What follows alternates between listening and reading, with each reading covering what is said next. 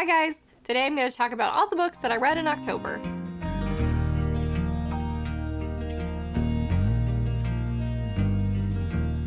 So October's spooky month, so I tried to read some atmospheric, sort of spooky books. I am a little bit of a chicken though, so I didn't go too scary for the most part, but I did read some really good ghost stories, and that was a lot of fun. Starting off with probably my favorite spooky book of the month, I read The Sunken Motel by Simone St. James. This book follows two different timelines. One follows a woman in like the 80s named Vivian, and she's investigating this string of murders in this small town, and nobody else thinks they're connected, but she thinks that they are, and she also works as the night clerk at this motel that seems to be haunted and may be related to that string of murders. And then we have a more modern timeline where her niece Carly is investigating the disappearance of her Aunt Vivian and ends up working in the same position at the same motel as her Aunt Vivian did, trying to get as close to her as possible and figure out what happened to her back, 40 years ago. So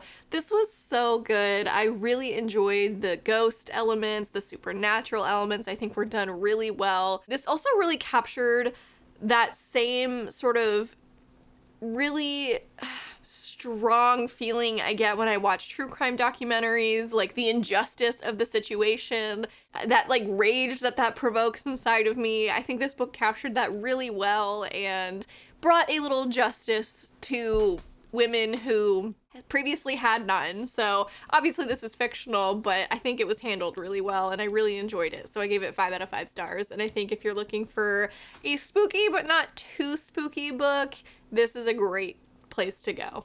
The next book I read this month was Under the Whispering Door by T.J. Klune. This was a birthday gift as well as a really anticipated book for me this year. Like a lot of people, I read his previous book, in The House in the Cerulean Sea, last year and absolutely loved it. And I was really curious to see what he would do next. And this was just as charming, but not quite as light as The House in the Cerulean Sea.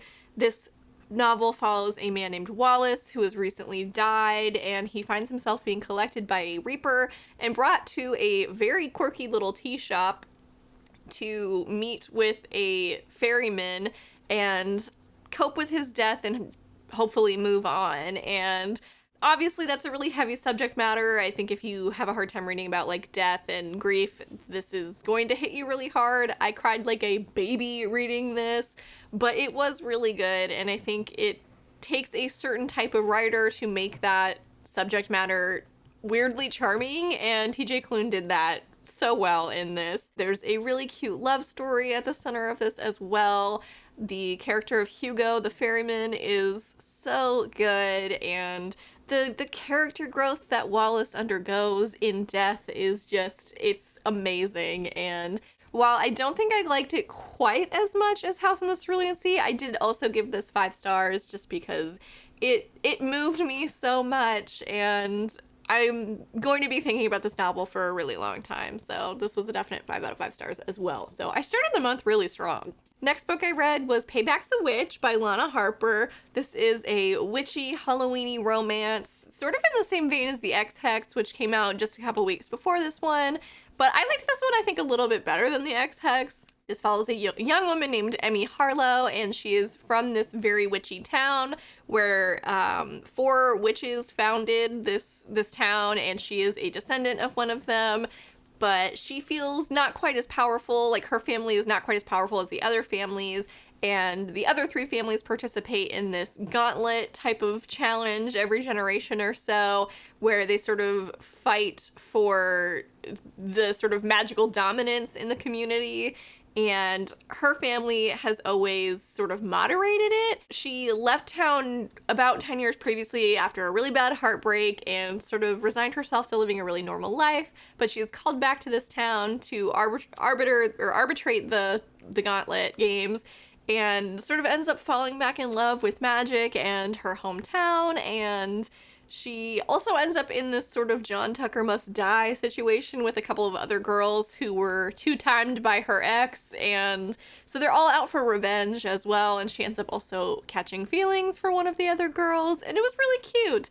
It was a romance that was a lot more about the plot of the games and the community more so than it was about the actual romance, but I enjoyed that, and it was a really fun October-y, Halloween-y read, so I gave it 4 stars. Next up is a witchy anthology, and that is Hex Life by various authors because it's a bunch of short stories. And this one was just okay for me. There were a couple standouts. There's one called Widow's Walk that I really liked, but otherwise it was kind of meh. There was also a couple stories in here that were part of an existing literary universe that I was not familiar with, so those didn't really connect with me quite as much. But I did enjoy the fact that this really sort of approaches witchcraft and witches from pretty much every angle possible. Some of the witches are good, some of the witches are bad, some of the witches are monstrous. And yeah, so that was a lot of fun. I probably won't be rereading this though, again, as there weren't really any stories that I felt particularly connected to. So I did end up giving this 2 stars. Next up was another really anticipated book for me. The cover is one of the prettiest covers I've ever seen in my life, and that is Lake's Edge by Lyndall Clipstone. Like the Crimson Peak vibes, can we just appreciate? So cute. This is sort of like a historical fantasy. It follows a young woman named Violetta and her brother Arian, and her younger brother is sort of plagued with like this dark power that's starting to manifest, and it's sort of freaking out her stepmother as well as the community that they live in. And one day their lord is collecting sort of the yearly taxes, and he finds out that her younger brother has these powers and basically invites them to his dilapidated mansion because it is cursed. The lake on the property is the source of like this evil oozing magic that has taken the life of 3 of the Lord's family members, and he's trying to sort of cleanse this toxicity, and he's kind of hoping that Arian's powers will help him do so. This has a great deal to do with like alchemy and stuff, both with Arian and a couple other magical characters in the book, which was fun. There's also a bit of a Beauty and the Beast sort of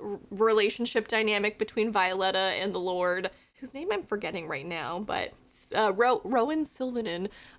But yeah, this one was pretty good. I was really enjoying it through the first 3/4 especially, but the ending kind of lost me. There were some things with the magic that like the way it was described was really difficult for me to follow for some reason. Like I did not know what was happening, and the ending I thought was so abrupt. Like when I got to the last page, I was like, that's it? So I believe this is a series where when I started it, I thought it was a standalone, so that might have something to do with it as well. But I gave this one 3 stars. It had really good atmosphere. It was a nice like October read. It was really creepy, but the ending just lost me a little bit, and I was a little disappointed, I hate to say. Next up is a book that I buddy read with my best friend, and we both really loved it, so that was quite a relief. And that is 6 Crimson Cranes by Elizabeth Lim. It's always scary picking a book that you're gonna buddy read because like what if it sucks? But again, this one was amazing, so that did not happen, and I was actually really glad that I got to experience reading this with my best friend because, as I said in the vlog that I did, sort of documenting our buddy read, this is the type of story we both really enjoy. And this book follows a young princess named Shiori, and she has 6 older brothers. She is about to be betrothed to this man who she has no interest in being betrothed to. She doesn't want to be betrothed at all, you know? She lives a very carefree, stress-free life, and she just kind of wants to keep living it. So Shiori has recently discovered that she has magic. She was able to enchant a paper crane that she named Kiki, and Kiki is adorable and sassy and amazing. But sort of after a disastrous turn of events, her stepmother Reikama ends up discovering that Shiori has magic, and surprise, Reikama also has magic and curses Shiori and her 6 older brothers. Her 6 older brothers end up turning into cranes, and Shiori gets cursed with a wooden bowl that's like stuck to her head, and she's not allowed to talk because for every word that she speaks, one of her brothers will die. And she also ends up sort of cast away out into this very remote fishing village and kind of has to make her way back to her home and try to reclaim her place, as well as expose Reikama for what she did. And So this is a very adventurous story. There's dragons, there's dashing princes, there's, again, she has to be undercover, basically. No one knows who she is. And it is all in all just a really fun time. It reminded me of a like classic Disney movie. It was so fun, and I was so invested in Shiori's journey, and you're just like rooting for her. She's so easy to root for, and there's a bit of like maybe a love triangle situation between the man that she was originally betrothed to, Takan, and a dragon named Seryu, who can turn into like a human as well. But yeah, this was such a fun book. I loved it. This is, as you can see, the Fairy Loot edition, so it has sprayed and stenciled edges, and it's the UK cover, and I loved every second of this. So I also gave this 5 stars, and you can watch the vlog. Again, I'll link it up here so you can see it, and you can know sort of more of my thoughts about this book, because it was a lot of fun. Next up is a book that I've kind of been reading very slowly for a while. I don't typically blast through nonfiction, so I was reading about a chapter of this a night before bed, which is sort of a questionable choice given the content, but that is The Ice Pick Surgeon: Murder, Fraud, Sabotage, Piracy, and Other Dastardly Deeds Perpetrated in the Name of Science. This was a lot of fun, but in a also dark and wow, people are horrible sort of way. This really explores different sort of times in history where, as the title suggests, scientists did horrible things in the name of discovering things, and this was so good. The subject matter is really broad, so I think depending on your interests, you may or may not like every single chapter. There is a chapter that involves, slavery, which is really intense. There's animal cruelty, torture. That one was really difficult as well. The malpractice chapter was really horrible. So it's things that are so captivating and interesting, but like they also make your stomach turn a bit. And I think for that reason, it was a good read for October because it deals with sort of darker subject matter. But yeah, overall, I did really enjoy this. I believe I gave it 4 stars. The author sort of plugs his podcast in the footnotes a couple of times, which is strange to me. Didn't bother me too much, though. I think that's just sort of like we live in an age of cross-platform content now. And then just a couple of the chapters were not something that I was super interested in. And again, I think given sort of the broad subject matter, that's inevitable. So overall, I did really enjoy this, though. Next up, we have a book that I've seen here on YouTube so much, and I was really curious about it, and I'm glad I picked it up because it was really enjoyable. And that is The Strange Case of the Alchemist's Daughter. This is like, it takes a lot of classic literary figures like Sherlock Holmes, Dr. Jekyll and Mr. Hyde, Dr. Moreau, Frankenstein, and sort of goes, what if a bunch of these guys were in a secret society and they also experimented on their daughters? And so these daughters of these literary figures sort of end up, not Sherlock Holmes, he's in it, but he's not one of the secret society guys. They end up sort of coming together in this mystery, trying to discover sort of what exactly the secret society is. They're also investigating a string of murders happening in London, sort of similar to the Jack the Ripper case. That's where Sherlock Holmes comes in because he's also investigating this. And yeah, this was a lot of fun. It was a bit of a slow burn, I will say. This is not like a super fast read by any means, but it was a really fun sort of like historical fantasy, and it was cool to see sort of all these literary figures kind of thrown together in one sort of mixing pot of a story, and I really enjoyed it. The audiobook I tried listening to is also a little slow. I don't think it'll be for everybody, but I do really like that narrator, actually. It's the Kate Redding who does the Wheel of Time books as well, which I thought was fun. But yeah, so I gave this one 4 stars. Really good, just a little slow paced. And I'm really curious to pick up the next couple. This one's got the spookiest cover. Be careful, guys. Don't look. And last up, I read a very spooky little novella that I almost didn't pick up because the cover scares me a lot. I hate even looking at it, but that is Nothing But Blackened Teeth by Cassandra Khaw. And again, this is like just a little novella. It's 125-ish pages, and it follows a group of people who are sort of part of this wedding party. The main couple is eloping in this creepy, haunted sort of mansion in Japan, and they brought some of their friends along, but these people have a ton of petty drama in between them.